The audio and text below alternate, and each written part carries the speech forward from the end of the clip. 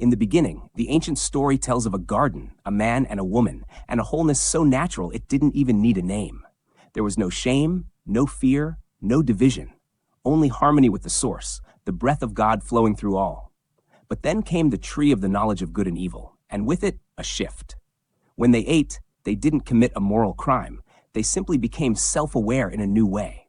They felt separate. They hid. They covered themselves. The first sin was not wickedness.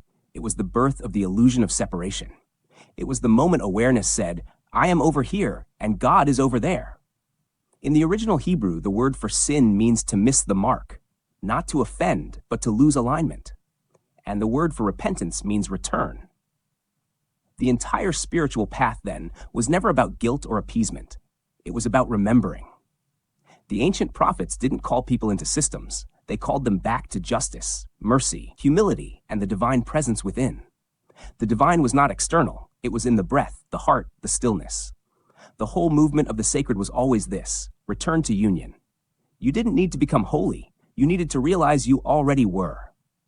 Then one man appears, not to build a new religion, but to restore the truth of the oldest one. You were never separate from God. His words echo the call to return. The kingdom is within you.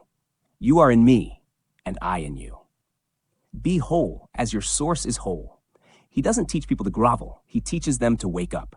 His healing, his parables, his entire life, all of it is a living invitation to move beyond shame and remember the field of divine wholeness.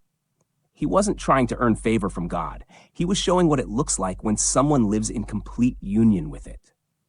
And the deeper mystery is this: even the tree, even the serpent, even the so-called fall were part of God. The field doesn't end at the edge of the garden. It continues through exile, death, memory, and awakening. The divine didn't panic when humans ate from the tree.